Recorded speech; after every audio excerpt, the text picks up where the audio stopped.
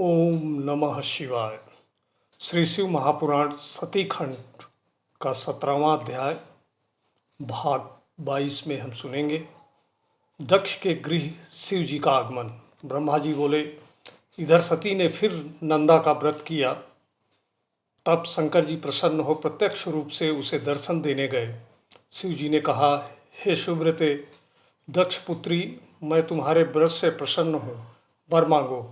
तब सती जी ने अपनी लज्जा त्याग कर कहा कि हे वरद, आप वही वर दीजिए जो आपको अच्छा लगे।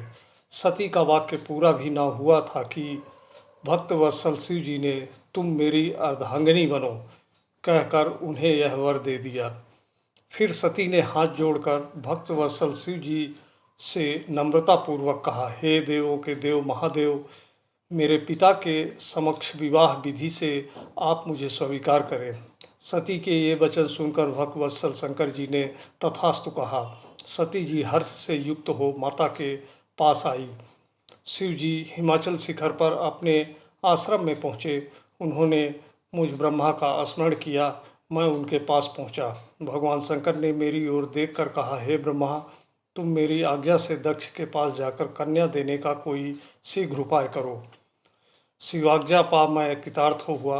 मैं एक दूतगामी रथ पर बैठकर शीघ्र ही दक्ष के घर पहुंचा। मुझे वहां उपस्थित हुआ देख दक्ष ने सिर झुकाकर प्रणाम किया और आसन देकर बैठाया तथा आगमन का कारण पूछा। तब मैंने दक्ष से शिव जी के लिए सती को देने का सुझाव दिया। उसे सुनकर मेरा पुत्र दक्ष बड़ा प्रसन्न हुआ और कहा, ऐसा ही होगा। मैं उत्कंठित होकर शिव जी के पास लौटा। उधर दक्ष भी इस विचार को लेकर अपनी स्त्री सहित ऐसे आनंदित हुए मानो अमृत में स्नान किया हो। इस प्रकार से श्री शिव महापुराण सती खंड का ये 17वां अध्याय समाप्त होता है और 18वें अध्याय में शिव जी की सती से विवाह। हे तात, जब आप कैलाश पर स्थित शिव जी के पास पहुँचे तब शिव जी ने क्या किया?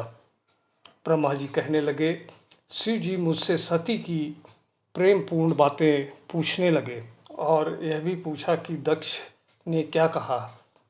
मैंने उन्हें संतावना देते हुए, हे बृहस्पति, आपका कार्य सिद्ध होगा। मेरे पुत्र दक्ष ने तो पहले ही आपको अपनी पुत्री देने का संकल्प कर लिया है।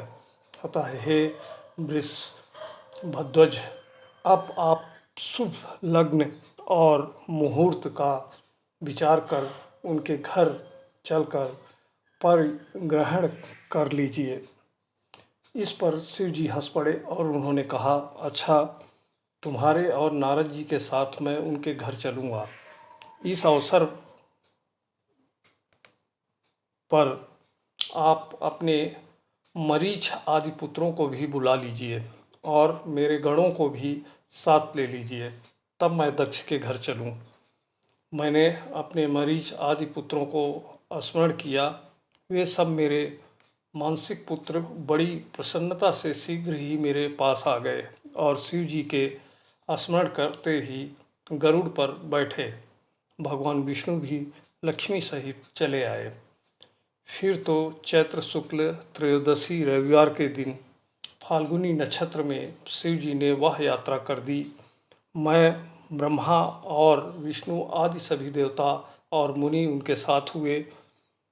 नंदेश्वर पर आरूढ़ शिव जी देवताओं से ही शीघ्र ही दक्ष के घर पहुँचे। दक्ष ने नवग्रहों के बल से शुभ लग्न में शिव जी के लिए सती का कन्यादान किया। शिव जी को अपनी कन्या का दान कर दक्ष भी कृतकृत हो गए। शिव जी और सती भी प्रसन्न हो गए और बहुत सा मंगलाचार हुआ। इस प्रकार से श्री शिव महापुराण सती खंड का 18वां अध्याय समाप्त होता है और भाग 23 में हम आपको 19वां अध्याय ब्रह्मा जी पर शिव जी का कोप सुनाएंगे। तब तक के लिए ओम नमः शिवाय, ओम नमः शिवाय का जाप करते रहें।